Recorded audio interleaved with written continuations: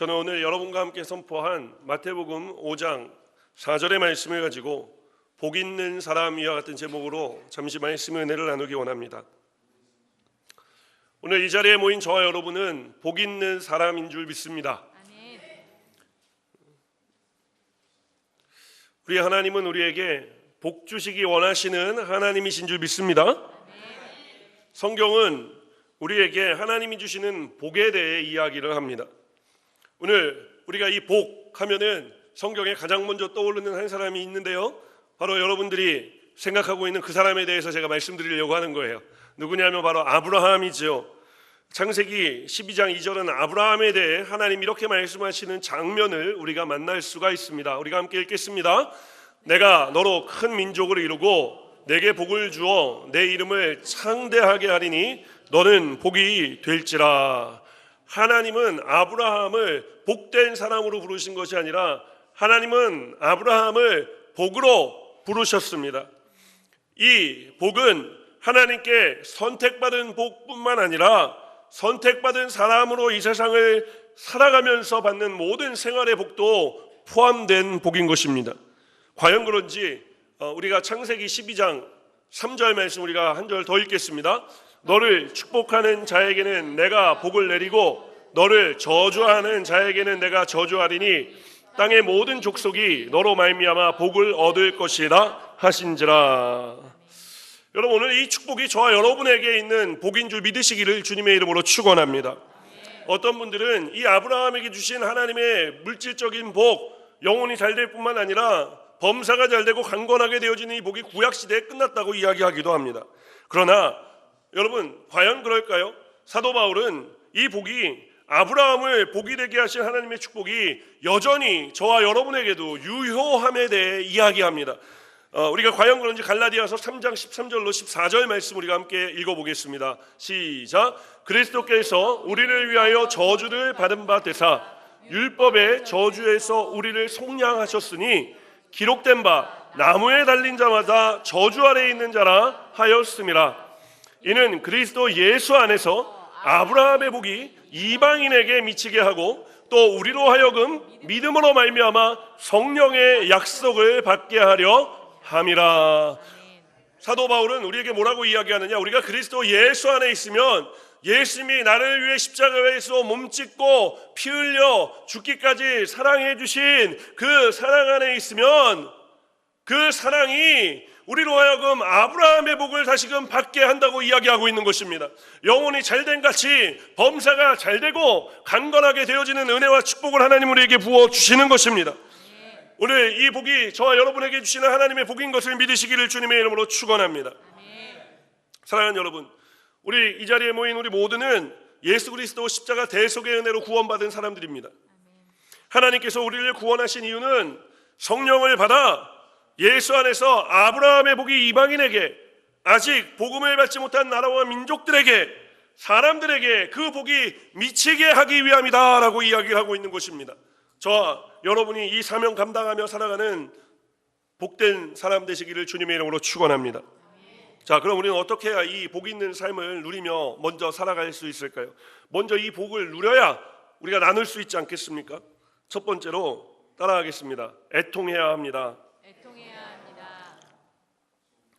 과연 그런지 우리 오늘 말씀 4절 말씀 다시 한번 읽겠습니다.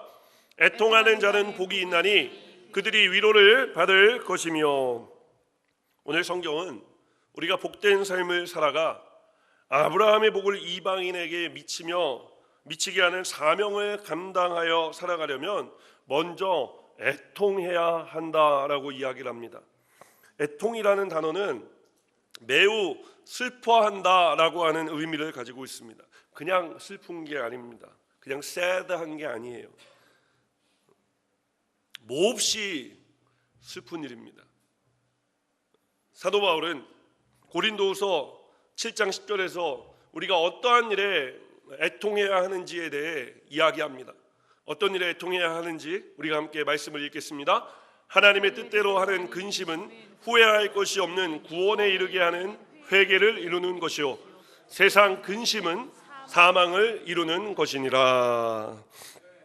오늘 사도 바울은 우리에게 근심함에 대해 이야기합니다. 애통함에 대해 이야기합니다. 사도 바울은 근심에는, 애통하는 것에는 두 가지 종류가 있다고 이야기합니다. 하나는 하나님 뜻대로 하는 근심, 애통함이고, 또 하나는 세상의 근심이며 애통함입니다. 사랑하는 여러분, 오늘 예수님께서 산 위에 모인 제자들과 무리들을 보시고 애통하라고 하시는 말씀은 하나님 뜻대로 하는 애통함인 줄 믿으시기를 주님의 이름으로 축원합니다. 왜냐하면 이 근심, 이 슬픔, 이 애통함으로 인해 사도 바울은 고린도후서 7장 10절에 뭐라고 이야기합니까? 거스를 것이 없는 회개를 이루게 된다라고 이야기하고 있기 때문에 그런 것입니다. 여러분, 회개는 무엇입니까? 회개는 깨닫는 것이 아닙니다. 무엇인가가 잘못되었구나 라는 것을 깨닫는 것은 모든 종교가 다 가지고 있어요. 모든 종교가 무엇인가 잘못되었다는 것을 깨닫게 하는 기능이 있는 거예요. 오늘 성경이 말하는 회개는 무엇이냐? 깨닫는 것이 아니라 돌아가는 것입니다. 돌아가는 거예요. 원래 우리가 있어야 할 자리로 돌아가는 것입니다. wrong place에서 right place로 돌아가는 것입니다. 우리가 하나님 아버지께로 돌아가는 거예요. 그런데 돌아가는 것은 내가 돌아가는 것이 아닙니다. 나는 돌아갈 수가 없습니다. 우리는 우리의 인생에 일어난 일들을 돌이킬 수가 없기 때문에 그런 것입니다. 여러분, 그러므로 우리가 하나님께 돌아가려면 어떻게 해야 되느냐? 하나님께서 돌아오게 해 주셔야 돌아갈 수 있는 것입니다. 십자가에 달리신 예수님이 아니면, 하나님의 전적인 구원의 은혜가 아니면 하나님께로 돌아갈 수 없는 나의 절망적인 모습과 만날 때, 그때 우리 마음 가운데 드는 그 마음이 무엇이냐? 애통하는 마음인 것입니다. 내 이 연약함 때문에 하나님께 돌아갈 수 없음을 보는 것, 내 이 죄된 행동으로 인해 하나님께 돌아갈 수 없음을 보는 것, 여러분, 그때 드는 마음이 바로 애통한 마음이라는 거예요. 우리가 눈을 돌려 다시 예수님 계시는 산 위로 한번 가볼까요? 오늘 산 위에 올라온 사람들은 저마다 근심하는 근심거리들을 가지고 예수님을 찾아 나온 사람들이었어요. 오늘 산 위에 올라온 사람들은 눈물 나는 삶의 이야기가 있었기 때문에 예수님께 나온 사람들이었습니다. 뭔가 예수님이 매직을 행하기 때문에 모인 사람들이 아니었다고요. 사랑하는 여러분, 오늘 저와 여러분은 어떻습니까? 오늘 우리도 예수님 찾아 이 산 위에 올라온 사람들과 다르지 않은 줄 믿습니다. 예수님은 오늘 예수님을 찾아 산 위에 올라온 사람들이 무엇을 근심하고 있는지 아셨습니다. 예수님은 오늘 예수님을 찾아 산 위에 올라온 사람들이 어떠한 일로 애통하고 있는지를 알고 계셨습니다. 예수님은 오늘 예수님을 찾아 이 자리에 나온 저와 여러분이 무엇으로 인해 근심하고 애통해야 하는지를 알고 계시는 줄 믿습니다. 예수님께서 오늘 산 위에 모인 무리들을 바라보시며 너희 애통하는 자들아, 너희 슬픈 자들아, 너희 근심하는 자들아 라고 부르시는 그 말씀에 아마 사람들은 큰 위로를 얻었을 것입니다. 그러나 예수님이 너희 애통하는 자들아 라고 부르시는 이유는 단순히 그 자리에 모인 사람들을, 오늘 우리 이 예배 자리에 나와 예수님 찾아 나온 우리들을 이 성전 안에서만 위로하시기 위해서 하시는 말씀이 아니라는 것을 우리가 기억할 필요가 있습니다. 그럼 왜 예수님은 이 애통함에 대해 오늘 말씀하시는 것일까요? 오늘 예수님이 사용하신 애통이란 단어는 펜톤테스라고 하는 단어인데요, 성경에서 슬픔을 표현하는 단어 중에 가장 강도가 높은 단어입니다. 이것은 보통의 애통함이 아니에요. 말로 표현할 수 없는 극심한 슬픔, 말할 수 없는 슬픔을 이야기하는 것입니다. 좀 전에 말씀드린 것처럼 이런 슬픔은 우리가 언제 느낄 수 있다고요? 완전하신 하나님 앞에 불완전한 내가 드러날 때, 그 두려워하며 떨며, 마치 이사야 선지자에게 하나님 나타나셨을 때 화로다 나로 망하게 되었도다 라고 고백할 수밖에 없었던 그 심정, 여러분, 바로 그것이 애통하는 심정입니다.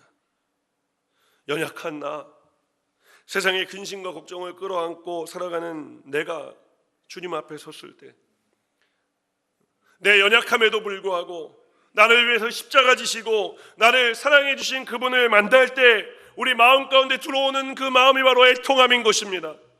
주님, 나는 죄인입니다. 나를 떠나십시오. 주님, 나는 연약합니다. 왜 나를 사랑하십니까?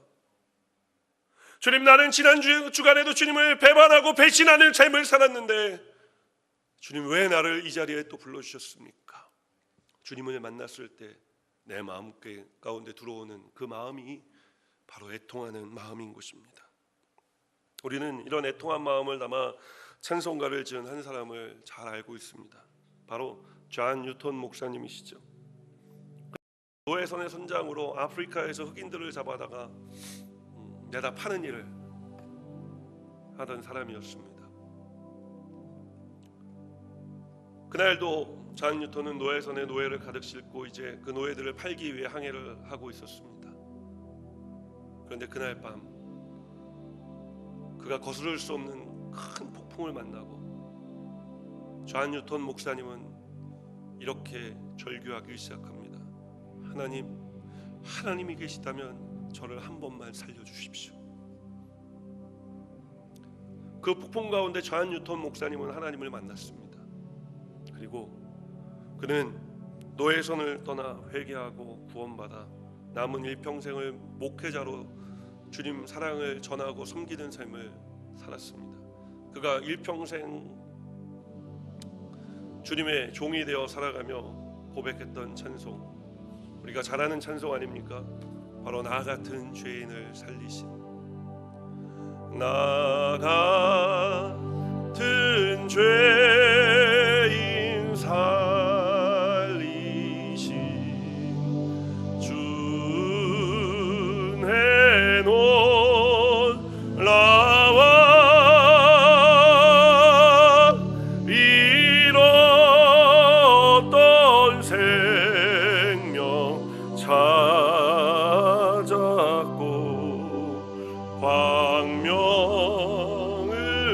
얻었네. 사랑하는 여러분, 오늘 이 시간 하나님 뜻대로 근심하고 애통하는 사람들이 되시기를 주님의 이름으로 축원합니다. 우리가 하나님 뜻대로 하는 근심과 애통함을 피하지 않게 되시기를 주님의 이름으로 축원합니다. 왜냐하면 우리가 주님 앞에 섰을 때 내 연약함을 보고 하나님 도와주십시오 라고 우리가 기도할 때 하나님이 우리에게 구원의 은혜를 베풀어 주시기 때문에 그런 것입니다. 오늘 구원받은 존 뉴턴 목사님은 일평생 하나님을 찬송하는 삶을 살았습니다. 오늘 우리가 애통할 때 하나님 우리에게 구원의 은혜를 베풀어 주시고 우리의 일평생 하나님을 찬송하는 삶을 살아갈 수 있도록 우리의 삶을 인도해 주실 줄 믿습니다.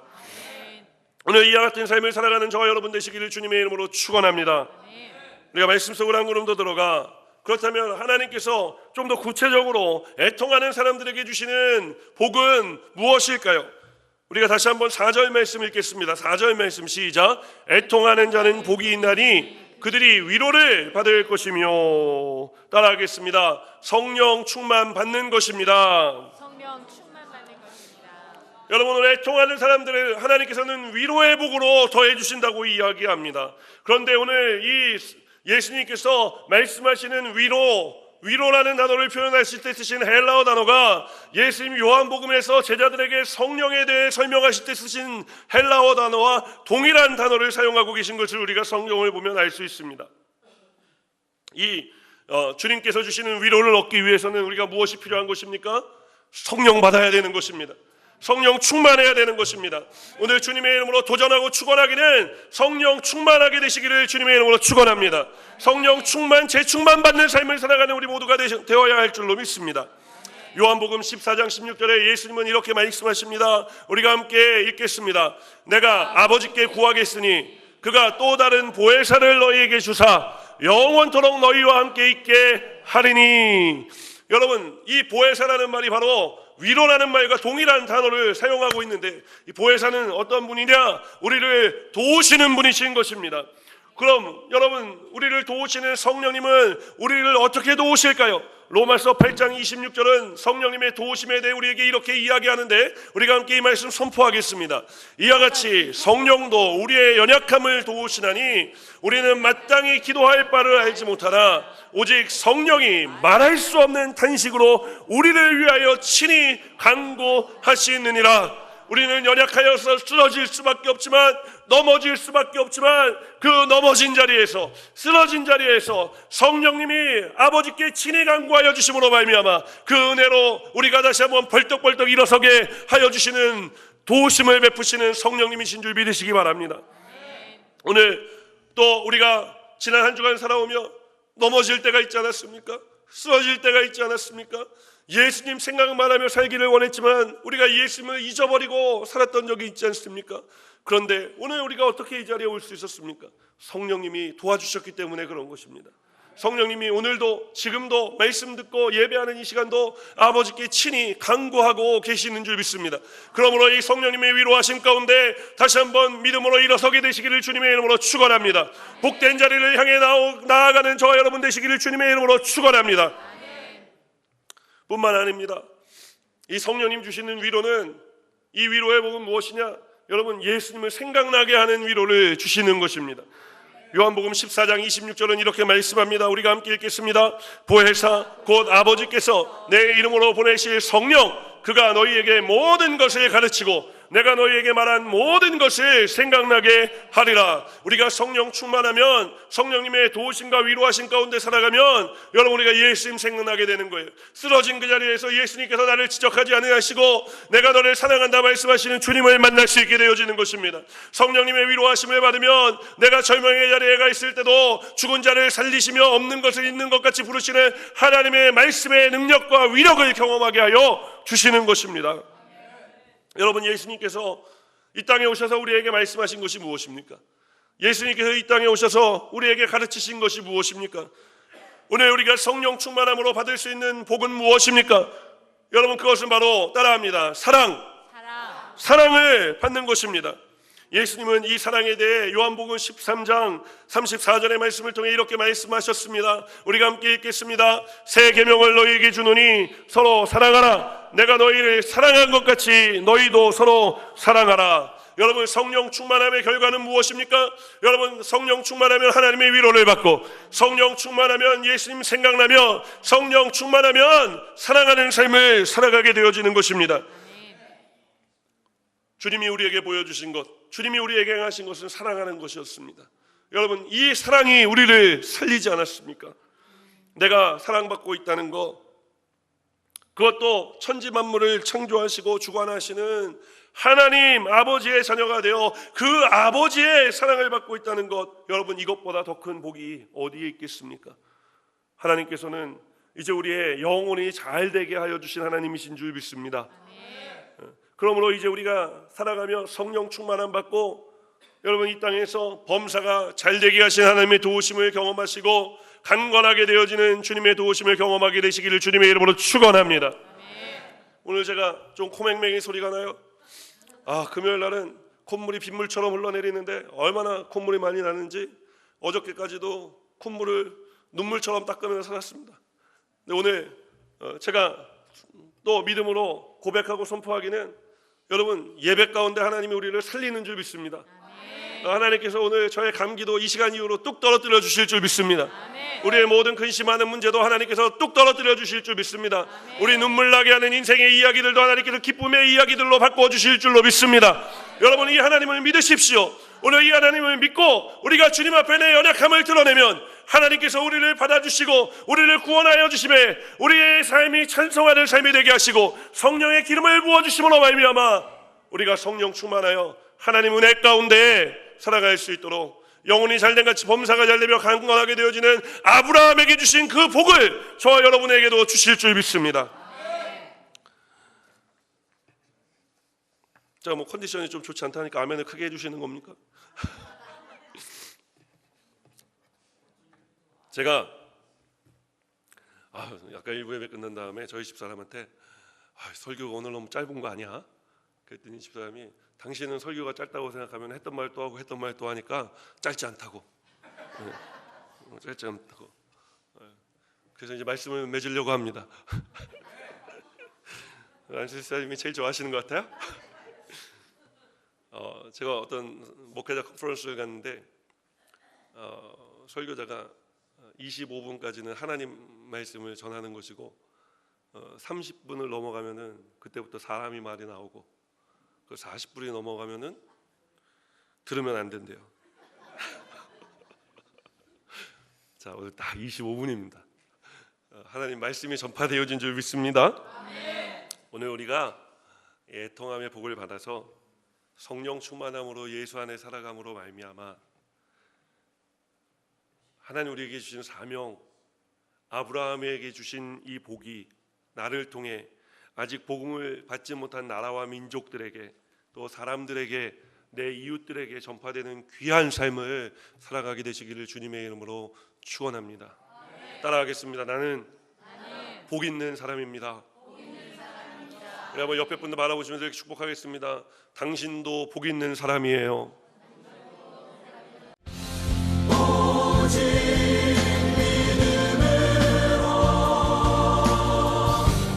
믿음으로 내가